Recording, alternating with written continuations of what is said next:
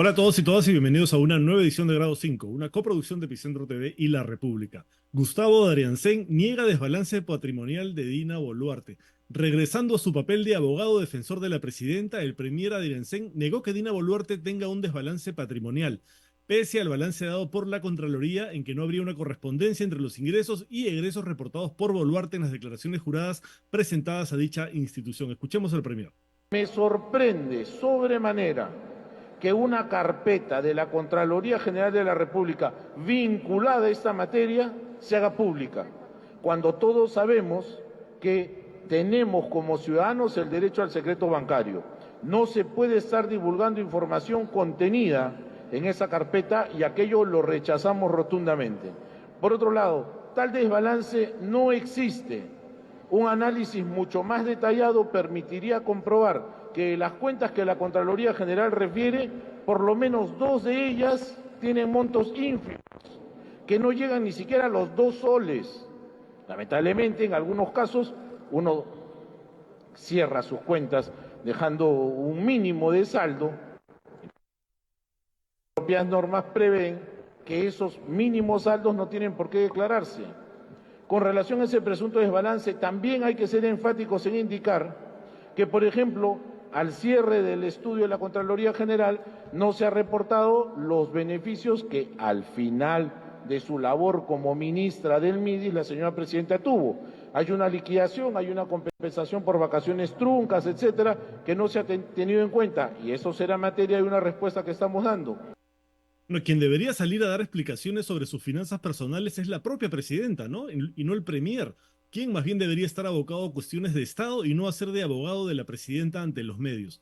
Ya dirá la Contraloría si efectivamente hay desbalance o no, y de haberlo la presidenta sería denunciada penalmente. Vamos a esperar el resultado de la investigación de la Contraloría General de la República. Prófugo Vladimir Cerrón publica libro contra Pedro Castillo desde la clandestinidad. Pese a encontrarse en la clandestinidad y de ser buscado por las autoridades desde hace más de 9 meses, el prófugo de la justicia Vladimir Cerrón anunció la publicación de su libro Perú Libre, del campo a la ciudad, la más reciente publicación del líder del partido de Lápiz, en la cual se hace una crítica sobre de qué manera su agrupación política llevó a Pedro Castillo al sillón presidencial. Esto es lo que dice la contratapa del libro a la que la unidad de investigación de Latina tuvo acceso. Si bien es cierto que avanzamos en la lucha política, el gobierno de Castillo no dejó de ser un fraude electoral más, porque no tuvo la intención de cumplir las promesas de campaña, descartó el programa de gobierno del partido, vivió de la victimización, de la cual reconozco que es todo un maestro en la materia, gobernó con vacilaciones, motivo por el cual el partido le opuso las primeras discrepancias, porque detestamos la demagogia, el oportunismo, la deslealtad y la traición. Bueno, siendo prófugo de la justicia, Cerrón recientemente ha sido señalado por el dominical Panorama de haber utilizado a congresistas de su bancada como nexos con Palacio de Gobierno para evitar ser capturado. Los congresistas Américo Gonza y Kelly Portalatino, quienes fueron señalados en el reportaje de Panorama, negaron ser los enlaces de Cerrón con el Ejecutivo. Escuchémoslos. Fíjese que eso es totalmente mentira. Yo no me he comunicado ni con este señor Vilches ni con el doctor Cerrón en este sentido, para que el señor, sin pruebas objetivas, porque simplemente la versión. En el mundo de las suposiciones todo puede caber, y lo que hemos visto es suposiciones, pero tampoco lo hemos escuchado al señor Arista decir, señalar al congresista Gonza, otro congresista de la bancada. El que ha señalado eso es que supone el señor, el periodista que hizo este reportaje. Y le digo, en el mundo de las suposiciones todo puede caber. En primer lugar, yo quiero rechazar categóricamente esas imputaciones. Yo no sé el señor Iván Escudero si es periodista de investigación, porque parece que no lo fuera. En primer lugar, porque no ha hecho su trabajo como corresponde, porque estamos hablando entre dichos, no hay nombres que el señor Arista mencione, nombres específicos. Y adicionalmente ahí, el señor Vilches ha negado que me conoce, y por supuesto que no me conoce. Jamás he tenido ningún tipo de comunicación Particularmente nosotros rechazamos categóricamente esas imputaciones. El señor Arista en ningún momento ha dicho qué le importa latino. Por lo tanto, vamos a mandar una carta notarial que inmediatamente se rectifique, porque el señor está poniendo palabras, el señor Iván Escudero está poniendo palabras que no son lo más correcto. No tuvieron... En segundo lugar, el doctor Vladimir Cerrón hasta con la prensa se ha comunicado. No se comunica en las redes sociales, por supuesto, se comunica en las redes. Por lo tanto, nosotros también hay que dejar bien en claro ello. ¿Usted se comunica con el congresista? No. Según la unidad de investigación de Latina, las coordinaciones para publicar el libro de Cerrón se dieron a través de la plataforma Telegram con allegados de su partido para gestionar los temas del diseño, la maquetación y la impresión en el centro de Lima del nuevo libro de Vladimir Cerrón. También informaron que Perú Libre estaría coordinando una ceremonia de presentación que se llevaría a cabo en las próximas semanas y que en dicha ceremonia no se descarta una posible participación virtual del líder del partido, a pesar de que funcionarios del Sistema Nacional de Inteligencia afirman estar cada vez más cerca de lograr la captura de Vladimir Cerrón. Eso ya sería el colmo, ¿no? Mientras el ministro del Interior dice y repite cada vez que se le pregunta que ya están a punto de capturar a Cerrón, Cerrón está a punto de publicar un libro como si nada. Y ya sería realmente el colmo que participe de forma virtual en la presentación de su libro mientras toda la policía supuestamente lo busca. Digo supuestamente porque hay serios indicios de que en realidad lo que tiene desde el gobierno es protección y de que su supuesta búsqueda es en realidad un cuentazo. Indecopi halló indicios de un cártel de laboratorios en licitaciones de medicamentos. Esta es información de Semana Económica. El Instituto Nacional de Defensa de la Competencia y de la Protección de la Propiedad Intelectual, Indecopi, lleva a cabo un procedimiento sancionador contra 15 empresas farmacéuticas por presunta colusión en la venta de medicamentos al Estado peruano. Según la información, la investigación de la entidad inició en el año 2020 tras hallar una serie de irregularidades en los procesos de licitaciones estatales con conocidos laboratorios para adquirir medicamentos que son destinados a los hospitales y centros de salud a nivel nacional. De acuerdo con la hipótesis que maneja Indecopi, los laboratorios habrían acordado establecer determinadas posturas o abstenciones en 23 licitaciones con el Estado u otras formas de contratación pública a nivel nacional entre 2006 y 2020. La autoridad de la competencia detectó indicios razonables de que las empresas en cuestión habrían manejado un esquema de reparto en el que entre estas se elegía a la ganadora del contrato.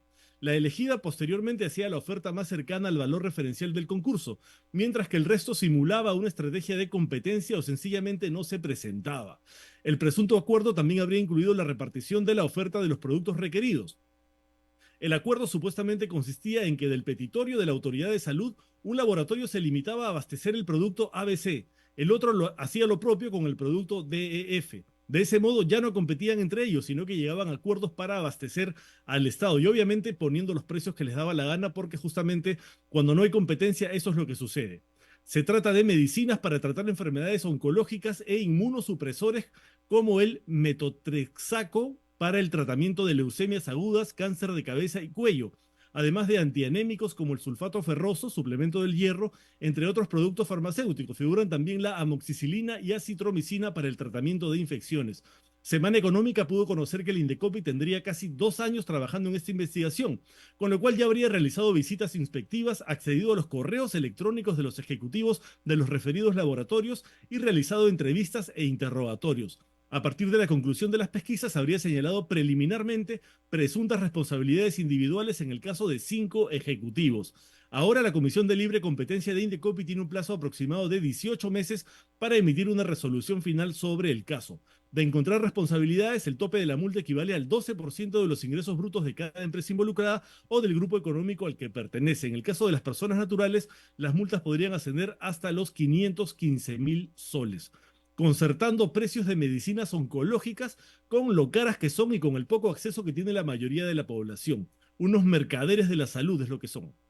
Presentan moción de censura contra Quero y Hernández por violaciones en comunidades Ahuajún y Huampis. Congresistas de distintas bancadas decidieron interponer una moción de censura contra los ministros Morgan Quero y Ángela Hernández por el caso de abusos sexuales en las comunidades Ahuajún y Huampis. Todos recordamos las infames declaraciones del ministro Quero justificando las violaciones sexuales de menores, alegando que se trata de prácticas culturales. Según los parlamentarios firmantes, el titular del Ministerio de Educación está más dedicado a la defensa de la presidenta Dina Boluarte en asuntos legales, como en el denominado caso Rolex, y además de interferir en los trabajos del portavoz del Poder Ejecutivo. Los congresistas que decidieron firmar la moción de censura también criticaron las declaraciones de la ministra de la Mujer, Ángela Hernández, señalando que son discriminatorias y excluyentes hacia las comunidades Aguajún y Huampis. También se menciona que Ángela Hernández no habría mostrado interés en esclarecer los hechos ni en abordar la problemática a pesar de la seriedad del asunto. También dicen que ninguno de los dos se ha presentado para informar sobre las acciones tomadas por su sector en relación a este caso ante las comisiones de la mujer y otras del Congreso. Mociones de censura contra los dos ministros que intentaron justificar las violaciones sexuales contra menores de edad, Huampis y Aguajún, que además terminaron contagiados de VIH. Vamos a ver si estas mociones prosperan porque el gobierno tiene muchos huayquis en el Congreso dispuestos a defender lo indefendible. ¿Podría revertirse el indulto a Alberto Fujimori tras el anuncio de su candidatura presidencial? Bueno, esta es una pregunta que se ha abierto a raíz de la aparente postulación anunciada por Keiko Fujimori de su padre. El abogado Carlos Caro explicó que el indulto de Alberto Fujimori sí podría ser reversible, ya que anteriormente el Poder Judicial le quitó ese privilegio. Sin embargo, explicó que esto sería difícil que se ejecute nuevamente. Él ha declarado, en términos legales, un indulto puede ser reversible. En el caso del expresidente, él tiene un indulto que se le dio a nivel del Ejecutivo y luego el propio Poder Judicial se lo quitó y el Tribunal Constitucional se lo devolvió. En ese sentido, podríamos decir que Fujimori ha recorrido toda la ruta, desde el Ejecutivo al Poder Judicial, luego el Tribunal Constitucional e incluso en contra de lo que ha dicho la Corte Interamericana.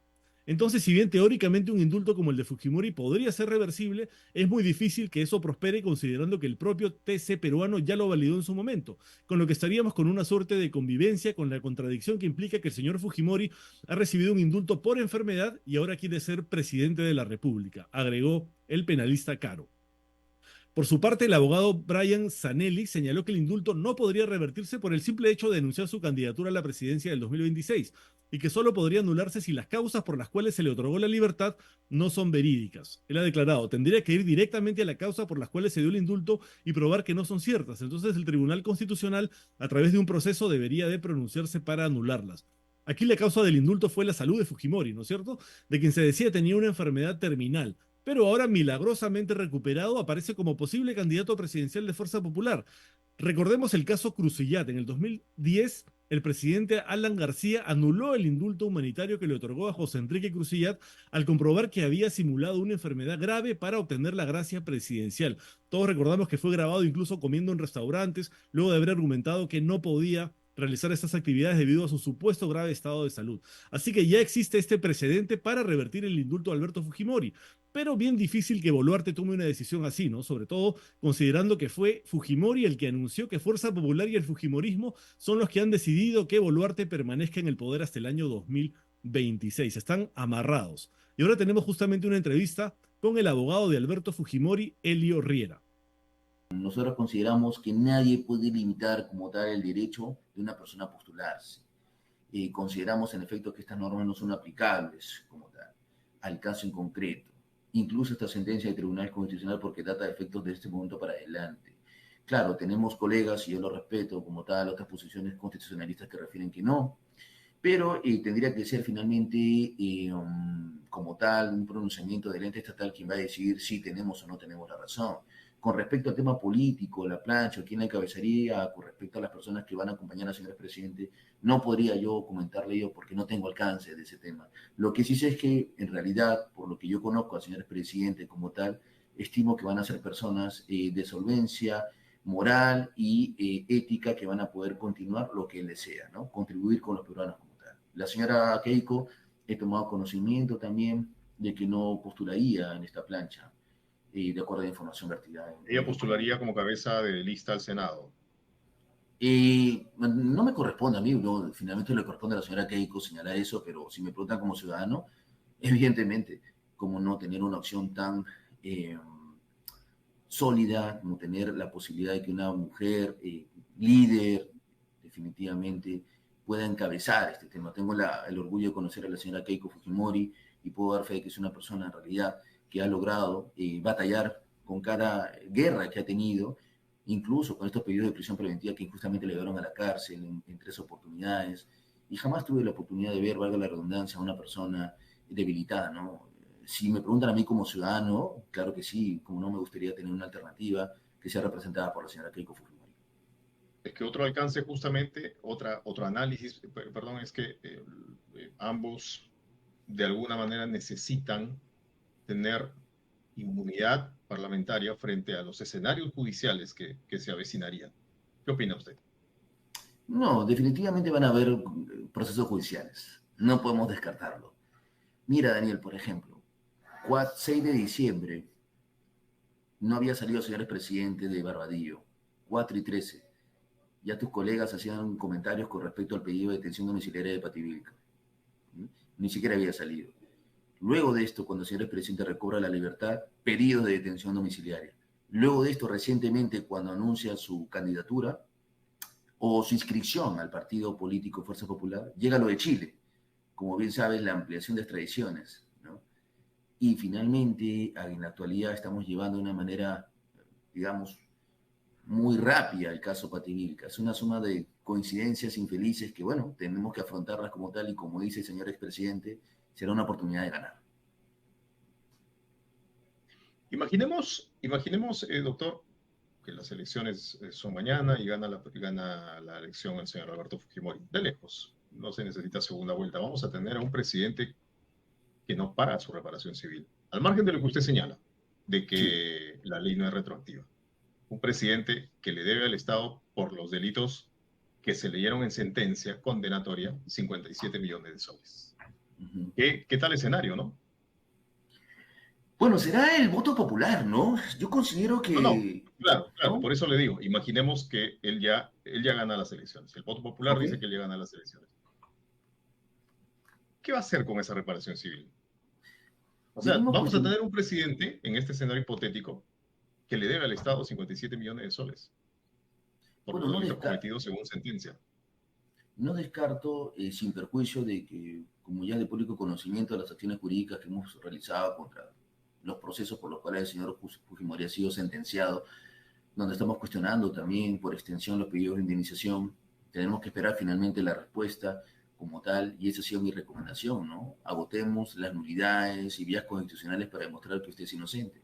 Pero en el supuesto que me mencionas, Daniel, que es muy importante tomar en cuenta, porque es una posibilidad, habría que ver en ese escenario también otras fórmulas, porque no, indicando hasta de pago, dependiendo en realidad de la decisión que se tome. Pero si me preguntas el día de hoy cuál fue su recomendación jurídica, fue: no, señores presidente, peleemos por las nulidades, por la vía constitucional y esperemos el pronunciamiento final. La ley nos ampara a cuestionarlo, la ley nos faculta que usted postule, hagamos lo correcto y en función a ello dejemos que el pueblo pueda decidir. Si lo permite, será pues una decisión del Estado, del pueblo como tal. Y en su momento tendrá que verse el tema de la reparación. Si perdemos los casos en la vía constitucional, evidentemente tendrá que asumirse, ¿no? Como tal. O sea, va a seguir, si me permite la licencia, el perro muerto al país. Tenemos que continuar por lo menos con las vías constitucionales. En la medida que perdamos estas vías constitucionales y llegue la etapa de ejecución, evidentemente pues tendrá que continuarse con la viabilidad de la misma, es decir, ejecutar una reparación civil. Pero si venimos cuestionando eso y considero que tenemos posibilidades de ganarlas como tal, uno, a manera de ejemplo, Gorriti y Dyer, en un minuto. Gorriti y Dyer no dijeron, nunca sostuvieron que hubo trato cruel. Detención sí, podemos discutir, detención arbitraria. Trato cruel no hubo. Pablo Sánchez dijo que no existió trato cruel, pero sí secuestro. Pero sentencian al señor expresidente con una reparación millonaria, indicando de que existió secuestro con trato cruel. O sea, además de una reparación extensiva, también de forma adicional, 25 años. Entonces, hay muchos casos en los cuales, luego de la revelación jurídica, consideramos que tenemos oportunidades de ganar, de rebatirla, y mi opinión jurídica como abogado es luchar hasta el final estos casos. No me veo diciéndole al señor presidente... Sacando Gorriti y Dyer y quedándonos solamente con los 15 millones de la sentencia Montesinos y los diarios Chicha, allá hay 42 millones nada más. Sacando a Gorriti y Dyer. Por ejemplo, el caso de la CTS, existió un allanamiento con respecto a la posición realizada por el señor expresidente. La pregunta es, cuando el señor expresidente formuló el allanamiento, se le dijo en esa oportunidad, el jurado le dijo, podemos buscar en los recuentos como tal, en las audiencias, el jurado, el juez a cargo, el magistrado a cargo, San Martín, informó cuáles eran los alcances del allanamiento, estaba reconociendo un delito, es lo mismo allanamiento que reconocimiento como tal. Entonces, ¿sabía en realidad la pena que se iba a imponer, la cuantía económica o no? Yo considero que la falta de información como tal también es una causal de nulidad y le he propuesto como tal. Y tengo que discutirla, me corresponde discutirla como abogado y ya tendrá que ser, de ser el caso del Tribunal Constitucional que me diga que no, pero considero que tenemos una causa para ganar. Ok, bueno, igual esa es una vía que va a demandar tiempo Es verdad. y quizá en este escenario de que el señor Alberto Fujimori llegue a la presidencia de la República, recién allí se vea o quizá nunca se vea, porque estos procesos suelen demandar mucho tiempo. Finalmente, doctor, abusando de la posibilidad de tenerlo aquí, yo sé que ya se tiene que ir. No, Quiero encantado. terminar con lo siguiente, con el tema del indulto otra vez, ¿no? La Junta Médica, según el gobierno peruano, que evaluó al señor Fujimori, determinó que padece, y leo, de una enfermedad progresiva, degenerativa e incurable, y que las condiciones carcelarias significan un grave riesgo a su vida. Eh, Dadas las circunstancias de que ahora tendría las fuerzas para ser presidente de la República, ¿por qué se le mintió de esa forma al país? ¿Por qué mintieron de esa forma al país? No usted, doctor, no usted. Disculpa, ¿mintió en qué sentido? Si En podría precisar. que, en que la enfermedad es degenerativa, incurable, en que su salud ya no daba para más, lo mismo que el señor Fujimori decía en videos, una serie, un escenario, Ah, ok, ¿no? ya Una entendí la serie de pregunta. hechos y de argumentos Ya que entendí la pregunta. entonces llevaron a quienes le otorgaron el indulto a sostener que el señor Fujimori ya no daba más, pero tiene Claro. fuerzas para ser presidente de aquí hasta los 90 y tantos años. Claro, Resulta. yo ya entendí la pregunta. Muchas gracias por precisarla. Bueno, hay que tomar en cuenta también de que existen documentos médicos del Estado, no solamente juntas médicas particulares, porque estamos leyendo una junta médica particular, no, médicos particulares, pero también tenemos del INPE. Y encantado de hacértelo llegar el día de mañana, no hay ningún problema, encantado encantado lo envío, donde se ratifica esta información. Entonces, si existiera algún tipo de duda con respecto a las enfermedades, no, de ninguna manera, esto ha sido ratificado por el INPE con el área médica respectiva. Y es más, a manera de ejemplo, también, con cargo a enviar esta información, encantado el día de mañana. Un mes antes de que pudiéramos salir en libertad, un mes antes estábamos en el salud de ATE. No llegaba el señor presidente Barbadillo. Entonces, la condición médica definitivamente fue grave, fue crítica. Enfermedades que se intensifican con el tiempo, pero no podemos negar el hecho de que recuperar la libertad, pues evidentemente es un sinónimo también de que puedas mejorar en tu calidad de vida médica y también personal. Evidentemente no se puede negar ello. Estar recluido 16 años en 2 salones como tal no es lo mismo a que estar en tu casa, a que tener un vínculo familiar, a que tener cercanía con médicos particulares que te puedan dar una mejor calidad de atención, evidente. Bueno, esto va para escribir una tesis, ¿no? Sobre los efectos curativos y milagrosos de los indultos humanitarios. Bueno, eso ha sido todo en el programa de hoy. Nos vemos mañana en una nueva edición de Grado 5, una coproducción de Epicentro TV y La República. Chao.